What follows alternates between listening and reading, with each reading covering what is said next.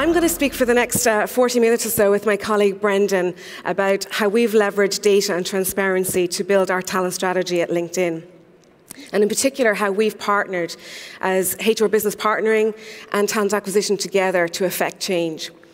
But before I dive into our slides, I want to talk a little bit about the context of LinkedIn, because we're just like you. And for a number of your companies that have been growing exponentially, we've been suffering the same challenges. We've faced the same things as you. And so we've been growing across 26 offices around the world, across EMEA, APAC, LATAM, and North America, including launching in China last year. And with that came the typical HR problems that you would find. And so as we take our journey, just think about that as a kind of case study of how we've come through that story. So with all good talent strategies, we start with the vision of the company. And you've seen this before, I'm sure, many times. This is our vision in terms of creating economic opportunity. And once we operationalize that, as Wade explained to you yesterday in the economic graph, we finally had tangible strategic goals in each of these buckets, which we were able to then think about, helping the business transform. But it also created questions for us as a talent organization. Could we actually be ready and able to help the business get to where they need to be? And the only way we could answer that question was through data, as we are a company that loves data. And so in that journey, we started to analyze under 4 key dimensions, how are we stacking up? We hired a third-party vendor to come in and help us with that so we could create objectivity. First thing was around strategy. Did we have a strong vision for our talent organization that our folks in the team could hang their hat on? Did we have the right service delivery model, centers of excellence, global versus local, regional, etc.? How does it all work? Did we have the right people, the skills, the competencies, the people in the right places to be able to transform the business?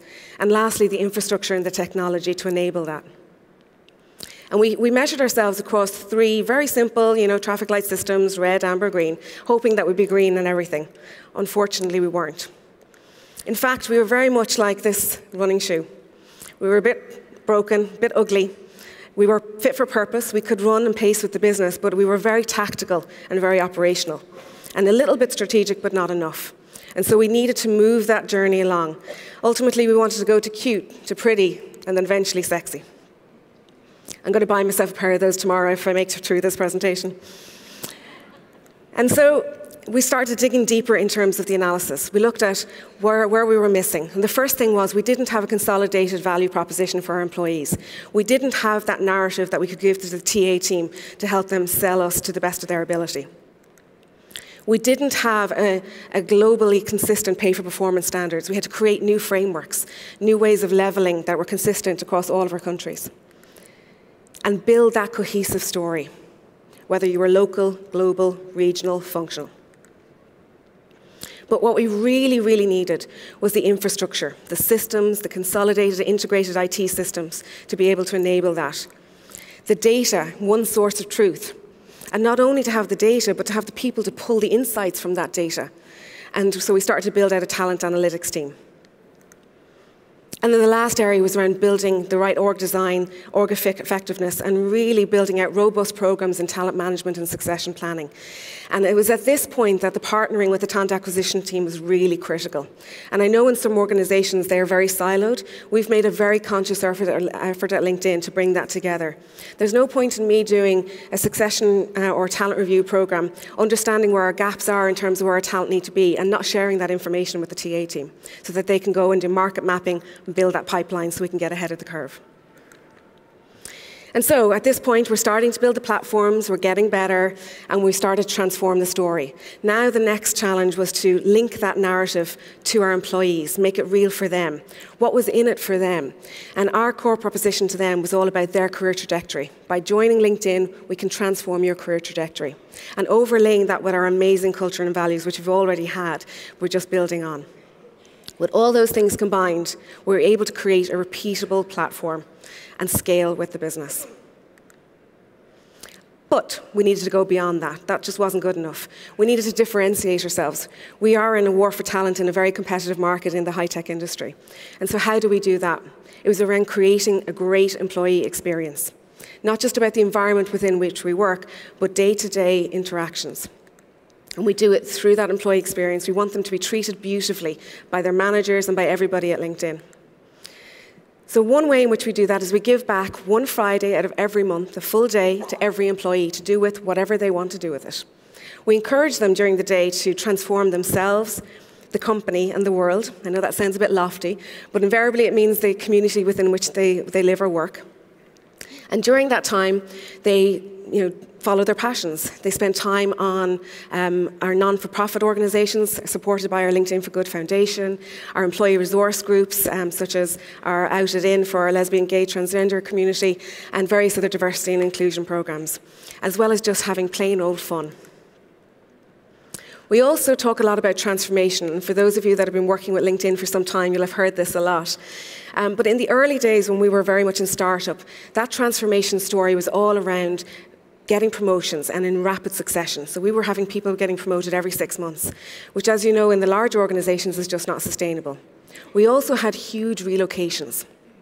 Anyone could put up their hand and say, I'm going to move to anywhere in the world, and we facilitated that. Again, not scalable. So we started to change our story around this into what we call the big T's and the little T's. Big transformations, little transformations. I've probably aged myself a little bit by putting up Mr. T. But those little transformations are all about rounding out your experience, becoming great at what you do in your current role before you start taking your next play, as we call it at LinkedIn. And we've so many examples of this. 2 are actually here in the room today. Richard, our very own London boy, a relationship manager who just wanted to be an amazing leader, but realised that one of the things he was missing was the diverse team and being able to manage that diversity, and also international experience. And so we gave him a 2-month job swap in New York, and he brought that knowledge back, and he's just doing such an amazing job as a leader here in London. And also Cara, who's actually leaving us very soon to move to LinkedIn in the US. She started in a Rotate In program, which is a rotational program for our early in career employees, and she rotated through a number of functions to find out what it is that she's actually passionate about. And now she's going to lead our project management. She's going to be a manager in our executive briefing session, which I know some of you have visited recently. So great examples. But we also give them guided learning in terms of how to achieve that transformation. And we have our learning platform in which we give them guided advice for those that have no clue what they want to do when they grow up, including us that are a little bit older, and then those individuals that really have a very strong plan as to what they want to do with their career. And our executives lead the way in this front. Some of you recognise Dan Shapiro. He was here last year. He was the Vice President of our Global Talent Solutions organisation. And Dan had a transformation plan built out on our platform. And during that plan, he figured out that he wants to become a CEO or COO of some large high-tech business in the future. But what was missing from his CV was product experience, and in our industry, that's very, very important. And so Dan has taken 3 steps backwards from a leveling perspective. So he's gone from a vice president to a manager in product to get that experience. And that has set the tone for our employees in terms of, I can do different things, achieve my goals, but in different ways. I don't necessarily have to go in the linear progression as we would in most companies. And it's inspiring leaders like Dan that we want to continue to grow at LinkedIn. So we've been doubling down in terms of our management and leadership capability, building out various modules, very similar to, I'm sure, some that you have in your organizations. Because we know that if you have strong, inspiring leadership, it creates sustainable engagement from an employee perspective. And underpinning that, are these traits: authenticity. We are a no BS organization. We don't do politics, and we want our leaders to lead in that way, to motivate and transform our employees. We want them to show collaboration, whether that's across the functions, across departments, regions, or across the globe. And transparency is key. We are very open. We provide open, honest, constructive feedback all the time. Our global CEO, Jeff Weiner, he presents to us every second Wednesday to all employees globally over VC and shares with us everything that's going on in the company, from talent, which is our #1 operating priority, right through to product, technology, and monetization. So never are we as employees blindsided by information. And it's a very honest conversation.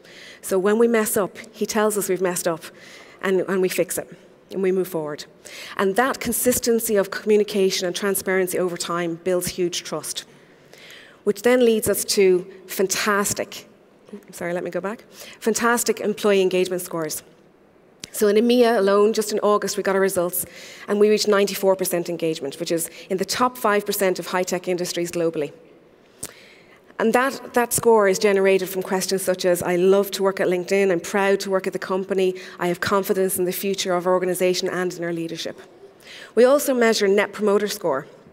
And I'm not sure if some of you have used this particular score. It's used a lot in product and marketing organizations to assess whether a customer will use a product or service again in the future. And we've transformed that into an employee question. So would you recommend LinkedIn as a place to work? The calculations are done very differently, so anything over 40% is absolutely fantastic. So to get 56 is phenomenal. So all of this building of our platforms, creating that value proposition, building out opportunities for employees has created that engagement.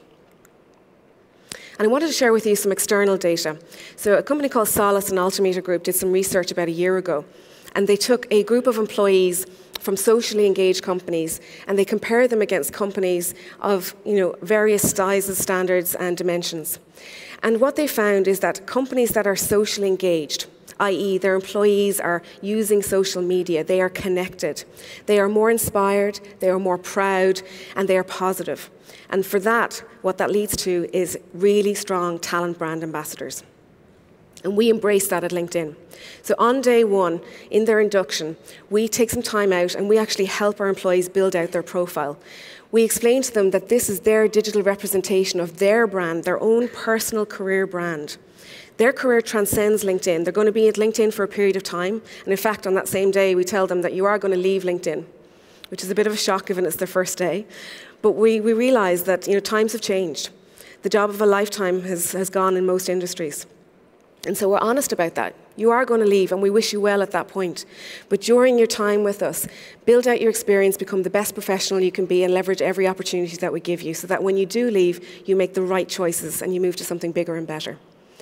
So obviously when they start, they're a little bit uncomfortable. They have the basics in the profile, and over time they add rich media and they start blogging. And it was interesting yesterday, I was talking to some of you yesterday, and you were talking about curtailing some of that blogging and social policies and what we should put in and not put in there. We leave it to the employees. We trust them. We allow them to blog whatever they want to blog. But it's really important then, from a talent perspective, that I create with my teams globally the right story for them to sell. But it doesn't stop there. The journey continues with data continually, and that data makes us more informed in terms of making decisions and transforming that evolving talent strategy. And this is just some elements of our talent strategy. And our talent analytics team help us put metrics in for every single element of this. And we then share that with our leadership teams so that they can really understand the true value that we as the HR organization are bringing to the table. But we also leverage our own tools. Talent flows. I'm sure a lot of you are using this already. So myself and Brendan both use talent flows, but we use them in slightly different ways, looking at it through a different lens. So I look at it first and foremost from a culture perspective. So for those that haven't seen a talent flow before, everything in the green are the companies that we are hiring from. Everything on the red are companies we are losing to, our people are leaving to go to work for them. And so for these first three companies, what I look at is, are we taking too many people from the same company? What is the culture of that company? And could that impact our great culture? Because that is something that I will not compromise on. The other thing I look at it is from a retention perspective. Where are those people going? Why are they going? What is it that those other companies are offering them that we seem to not be offering them? And can we go and work on that? And then our talent brand index, back to our talent brand ambassadors. This gives me an indication of, is that working? Are we stacking up against our talent competitors in terms of being respected and known in the industry? And ultimately, all of this culminates in building that narrative, that great story to sell, so that it enables the talent acquisition team to be successful in filling our various positions as we continue to be in hypergrowth. So at this point, I'm going to hand over to Brendan, who's going to share with you how we actually achieve that. Over to you, Brendan.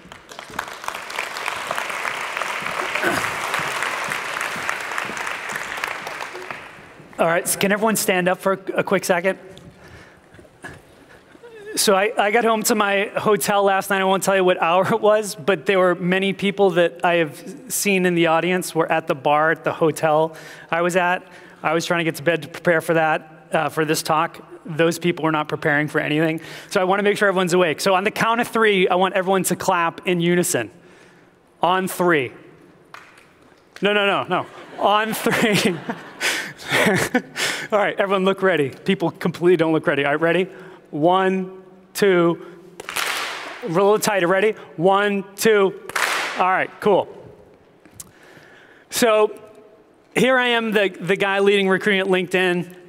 The HR organization, Wendy and the HR business partners put a ton of work into teeing up recruiting to be successful. I couldn't be more excited. I got a little swagger in my step. I think we got this. So, so I go into a meeting with our CEO and our execs a few years back as HR team was building this stuff out. And then lay out our talent acquisition, and you can sit down, by the way. Oh my gosh. That would have been funny if I just kept you standing up the whole time. Everyone's on the edge of their seat. So went into a meeting with our CEO, and also our founder was in the room, our executives were in the room. And I've got our talent acquisition plan. I think we got this thing in the bag. I've got the best job in recruiting. So lay out our recruiting plan, and literally got one of these from our CEO. Whoa, Brendan, whoa, stop, time out, slow down. Like it was the proverbial needle scratching across the record. My face goes white. I'm like, yes. And our CEO just looked at me, he's like, Brendan, enough of the vision, we need engineers.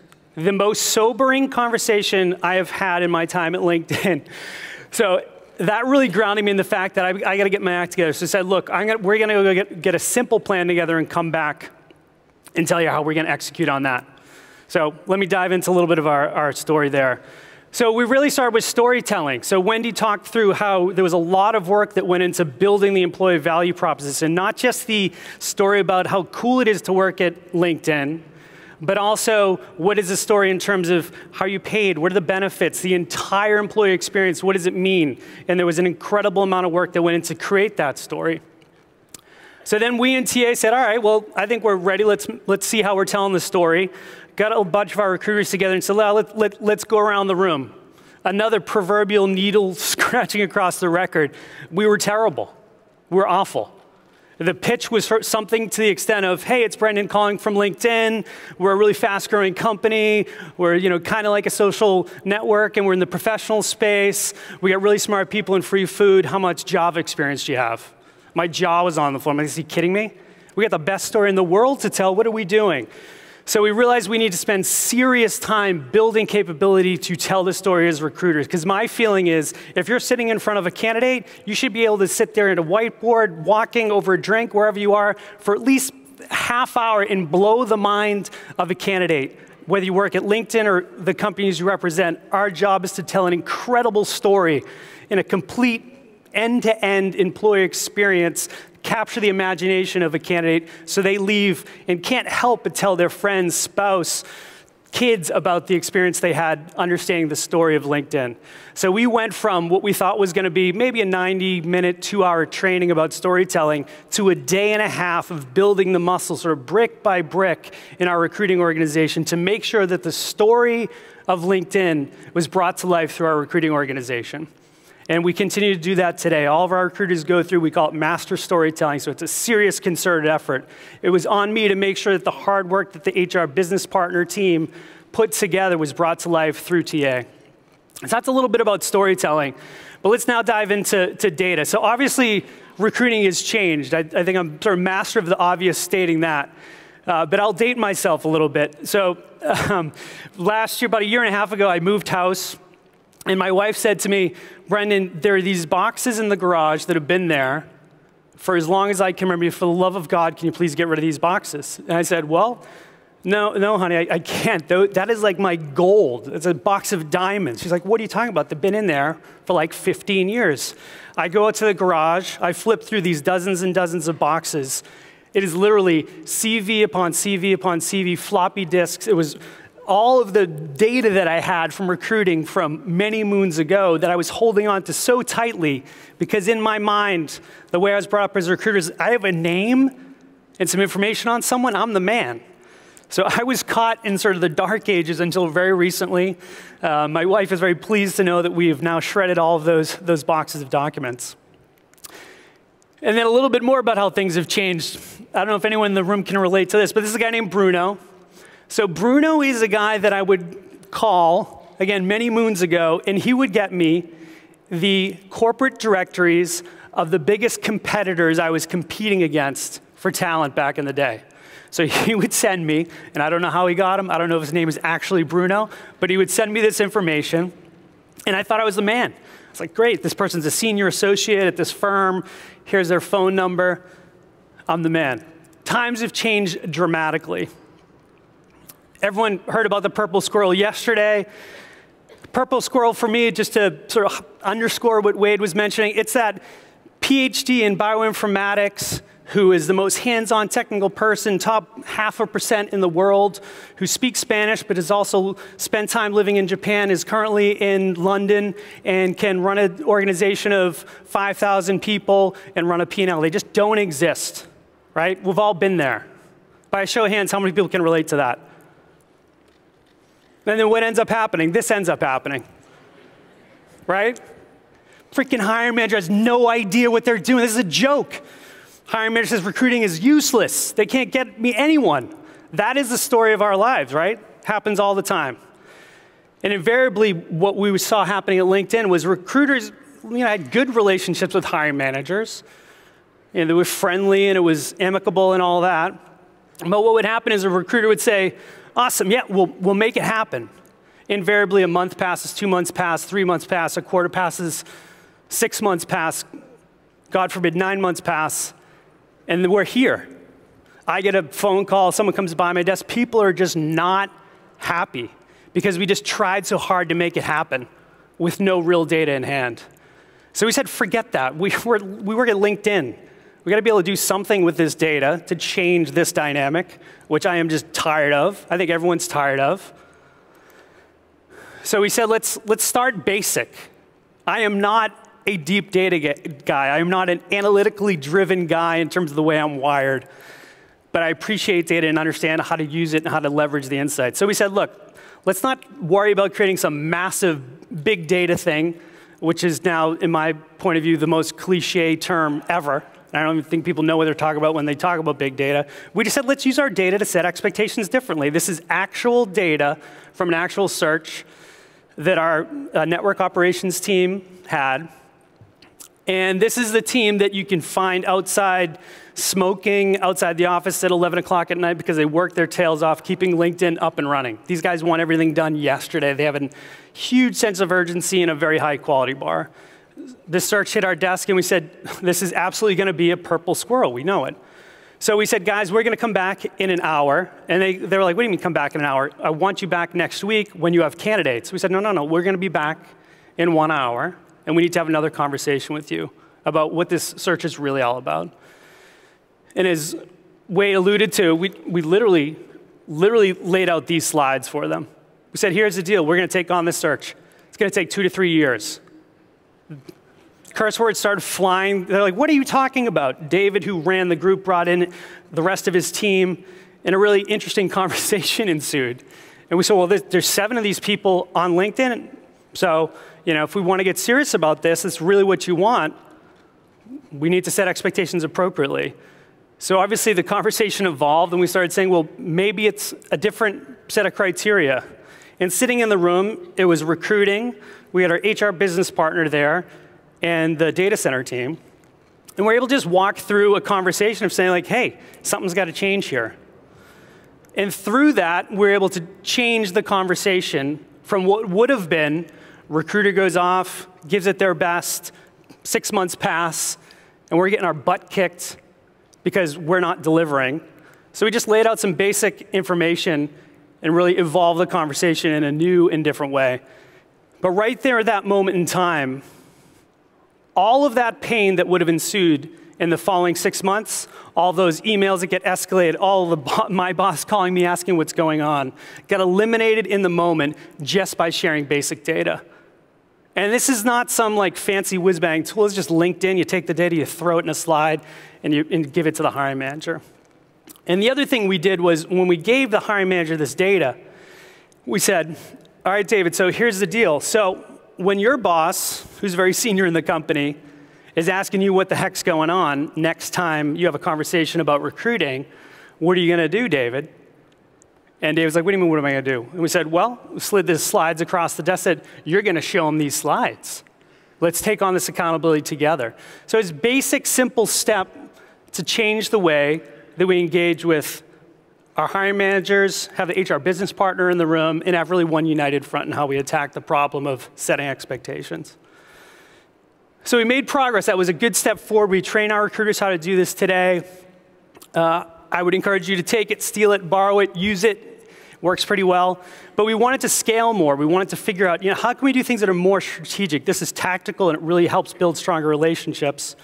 So this next part of the presentation, get your pens and pads out. This is where I'm going to show you the secret sauce. So here we go. Boom. You got it? Everyone get it? I am not going to spend time showing you charts and graphs. I wanted to, but the smarter heads that helped me prepare this presentation said, absolutely do not show charts and graphs to an audience this big. But I want to just highlight the points that are actually in some of those slides. Now that all this data is out there, there's data everywhere, I feel like it's our jobs as talent professionals, and particularly as talent acquisition professionals, to know this stuff cold. Like, I think it's our job to know this stuff. This stuff being, do you know where the talent that you're looking for actually is? No, actually is. Do you know? Is it in London, Barcelona, Switzerland, Asia? Where's the talent? Do you actually know, and can you answer it today? To any one of your internal clients, your team, can you answer it? It's our responsibility to know where the talent is, and the data is there to tell us.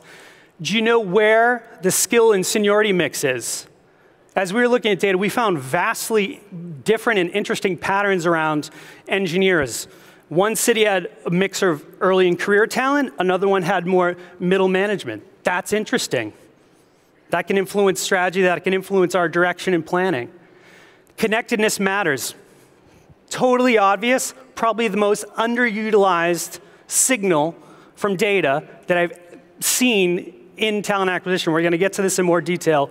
But connectedness matters simply means, do you know how many of your employees are connected to the talent pools that you want to recruit from today? Can you answer that on a percentage basis? If you want to recruit salespeople, are 5% of your employee population connected to the best salespeople that you want to recruit? Do you know? Can you answer it? We need to know this information, and the data is there. And then lastly, talent flow data. Wendy mentioned it. She does an incredible job looking at it from a cultural point of view. What type of company are we shaping? I want to look at it, and I want our recruiters to know, who do we win and lose against? It's important to know. You want to go into a new market, you better darn well know whether you win and lose against the people in that market. It matters. So that's a little bit about how we broadened out our view of how we're going to use data. We went from tactically building expectations and improving our ability to engage and set expectations to having broader market data. And then we said, look, we want to overhaul how we do recruiting. I think given the world of data today, something different needs to happen. So we became more influential, but we wanted to scale further. My opinion is that identifying candidates today is not the challenge. I don't need to call Bruno. I don't need to pay someone a large amount of money to find me a name or build me out an org chart. Those days are gone. Finding people on the open web, forget LinkedIn, just the open web, is not hard to do. Operationalizing this, building a scalable, repeatable, predictable approach to doing this, that's hard. You know, I thought I was pretty good at what I do in terms of recruiting. Using data to build a scalable, repeatable, groundbreaking way to actually recruit at scale is not for the faint of heart. It is very hard to do. And we have not figured it out at LinkedIn. We're working really hard to try to figure it out. We've screwed it up a lot. So what did we do? We took a look at this and said, let's look at our process overall. How do we recruit today? We got recruiters doing keyword search after keyword search, sending profiles, sending profiles, sending profiles. Our hair's on fire. We're chasing our tail. It's a nightmare. We've all been there. It's a total nightmare. We said, something's got to change. We need to do something different. We need to get more lift in efficiency given the availability of data. So we took a page out of the sales and marketing playbook and used something called the total addressable market approach. Some people call it size of prize. And the idea of this in the sales context is size of prize or total addressable market is simply looking at a market or looking at a set of customers in a region and understanding how much money do they have to potentially spend on products and services. And the temperature axis is how likely are they to buy your product or service. And then from there, you just prioritize. Spend your time on the customers with the most money and the most affinity or most highest temperature, if you will, to buy your product or service. So we said that really makes a lot of sense. So we've been piloting this in the recruiting context over the past year. So this is actual data from actual pilot that we just completed using that approach. So how does this work? So first, we worked with our engineering leaders and said, look, we don't want to send you keyword search after keyword search result. We want to size up the market a couple, 2, 3, 4 times a year and get really clear on building this community of talent we want to get after. So we worked with them. We thought it might take a couple days to kind of get this data. Again, this is pulling just LinkedIn data. It took us about 2 weeks to get really refined. But the key here is the commitment we wanted from our engineering organization was, look, once we put people in this target, this total addressable market, the commitment we want from you is they are on spec and you would hire them today based on their profile. Obviously, we need to assess them. We don't know if they're culturally aligned and values aligned to the company. But we want to get past the days of like calibrating week after week. We want your commitment. They said yes. They meet this criteria. If they're in the 4 box, we'll hire them in theory. Excellent. So we found there were 2,000 systems infrastructure engineers, which are a critical path talent pool for LinkedIn's success for the future. It's something we report to our CEO every Monday. So we found there were 2,000. And then we just segmented them using the total addressable market approach, this framework. Had created a very basic quality score on one axis, as you can see here. And on the other axis is the temperature affinity. The temperature affinity, in our case, are things you can pick up on LinkedIn in a pretty straightforward manner. Do they follow your company? Do they follow companies that you deem interesting? Do they share content that is interesting and applicable to what you're recruiting for? And the strongest signal, do they know someone at your company? Pretty obvious stuff. So we segmented these, and in the upper right is the one-to-one. We found there are 699 people in the one-to-one bucket, which I'll get to in a second. And the rest we put in sort of one-to-many, and we'll talk about what that means. So one-to-one meant there were 699 of 2,000 people in the total addressable market for systems infrastructure engineers. They were off the charts in terms of quality that our engineering hiring manager said, yes, these are the people, and they know people at LinkedIn. Hello? That is so clarifying in terms of what we need to do. We went to our CFO, we said, we want to take some headcount, new headcount, not attach them to recs, and have them applied to this approach. So we took one of our best recruiters with an exec search background, put him on this effort, said, hey, look, Bob, these 699 people, that's your entire life. That's all you got to do. Work that population. And the thinking here is no one likes it cold, right? What does that mean? It means that 699 people know someone at LinkedIn. Why would we only rely on recruiting to send some really bad in-mail or bad cold call or bad contact to try to recruit these people? Never cold contact anyone. It's absolutely unnecessary when you have these signals. I feel so convicted about this. I feel like if you are cold contacting a candidate in today's day and age, you're just failing the IQ test. I say all of us collectively need to commit to the fact that in 2-3 years, if we're cold contacting people, we should get fired. I think it's that clear because the signal's there. It gives you such an advantage. And then on the one-to-many side of things, we said, let's really leverage content strategy. Not a bunch of job ads, but in the lower left quadrant, if you will, this is where we had the people that were above the quality bar, but had no affinity, no temperature, if you will, for the company. Maybe there was an engineer in St. Petersburg who was good, didn't know anyone at LinkedIn. Our feeling was, we know this is someone we want to hire, either a month from today, 6 months, a year, 2 years, doesn't matter. This is someone we've identified with our engineering leaders as world class. Let's take the long view and manage this relationship differently. Don't send them some crappy job ad specifically. Let's have our engineers write content that we serve up using LinkedIn's media products and advertising products to speak directly to them. Hey, Susie engineer, we've identified you. We think you're awesome. Here is a blog post on the open source work we're doing. Check it out. That's it. We want a relationship with that person. We don't want our in-mail being auto-deleted because it's just cold and bad. So we really want to take the long view to truly do marketing. So we launched this pilot in sales and engineering, and let me tell you a little bit about the results. So this is what ended up happening. So we pitched this thing to our CFO as, this is an investment in relationship building. Ultimately, it will pay off because we'll know more candidates. The fascinating thing was, Bob, who was the recruiter that took on the pilot for engineering, became the most successful systems infrastructure engineering recruiter we've had. We couldn't believe it. And then actually this past quarter that ended, our third quarter, we had the most successful engineering recruiting results in the company's history. And then the middle point here is what was just incredible. Our response rate was 28% prior to doing this, with this particular segment of engineering, went from 28% response rate to 85% response rate in engagement from candidates. Almost 3x. And people look at that and be like, what is that all about? It was about the fact that we leveraged who people know at the company. And everyone's sitting there, I know people are sitting there and be like, of course, that's so basic. We just want more referrals.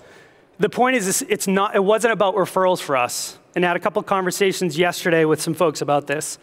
What we found was, particularly in engineering, our engineers were sick and tired of us being like, refer people, refer people, refer people. We're going to give you some new headphones, and we're going to give you gift certificates.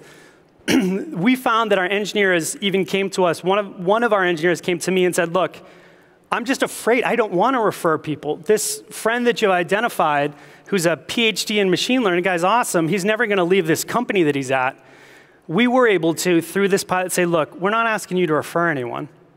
We just want them to come for coffee, meet one of our architects, have them hang out at the whiteboard. That is it. That is it. We're not pressurizing this whole effort. We just want to build some relationships. But we found through doing that, some of these engineers who prior, our engineers said, you'll never get them, opted in and said, hey, wow, this is a great conversation. I would love to talk to you if there's an opportunity at LinkedIn. So it really paid some great dividends and huge return. On the sales side of things, kind of a different result happened. So we said we want to just go build relationships using this approach with the best sales leaders we could find. So today we have 50 sales executives from across the world that we have a one-to-one relationship with, a first-name basis. They've met part of our sales team.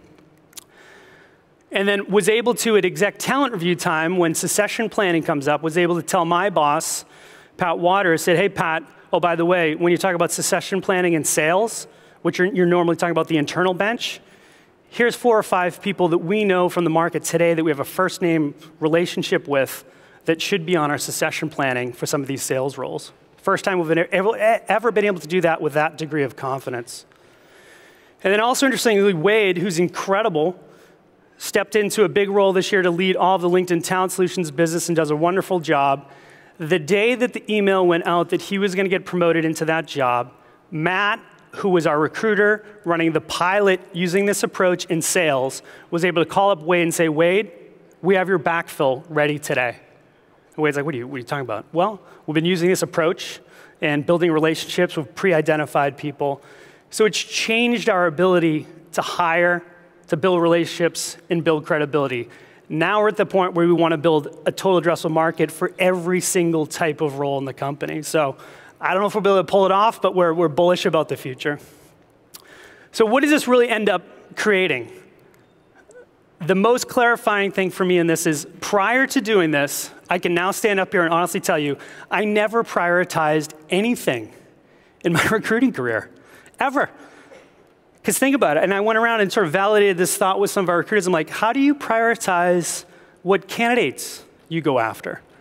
And people are saying things like, well, if it's a good referral, like, okay, so that's one person, okay? Well, if it's a hot company, okay, but how do you decide who's number 1, number 2, number 3, number 4, number 5? candidate, and so on. Prioritize 100 candidates for me. Couldn't be done. Using this approach, it is so clear that we go from that sort of disaster to just much more clarity. We have buy-in from the business on this is the market we want to recruit from. We search a couple times. We're not chasing keywords. We have very tailored outreach, and we have a sequence of how we do our work.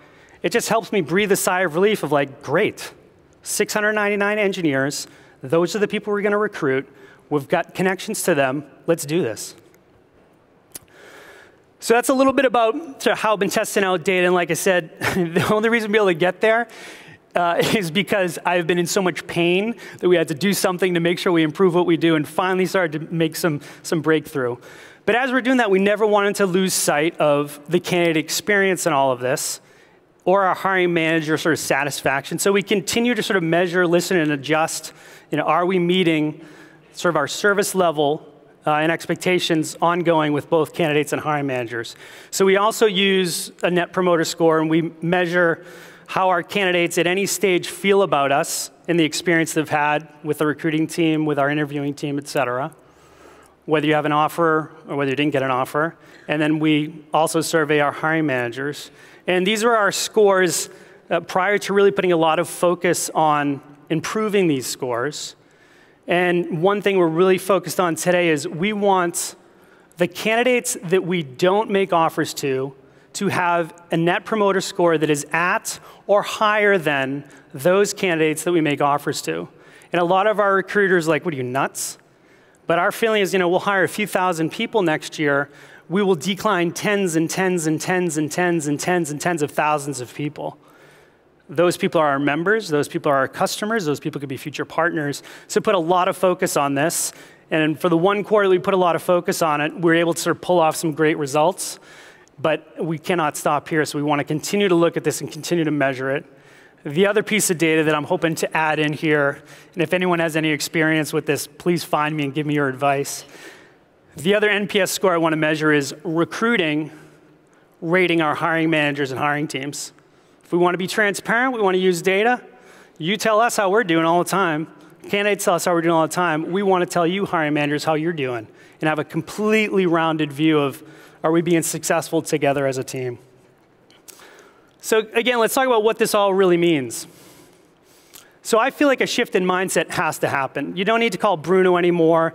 Keyword searching is not your answer for how you're going to succeed. The world has changed completely. And it's taken me time to truly internalize my job in recruiting is not the job that I thought it was. The world is completely different. Wade alluded to it yesterday.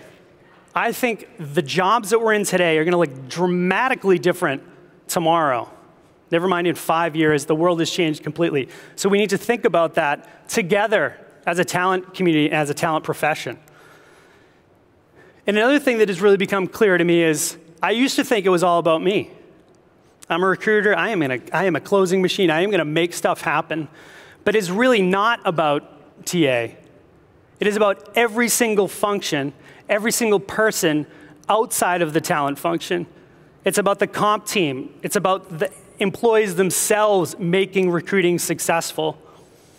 And really, most of all, day-to-day, it's about our HR business partners. I couldn't do the work that I do without the partnership that I have with someone like Wendy. It's impossible. And the silos that she mentioned that we all know have been there for years, those walls need to come down. They need to be torn down, and we need to tear them down together. And we need to show up as business people first. Not as HR talent people. We are solving a business problem related to talent, and we must show up with data to influence. So I'm going to hand it back to Wendy to take us home. Stay right there.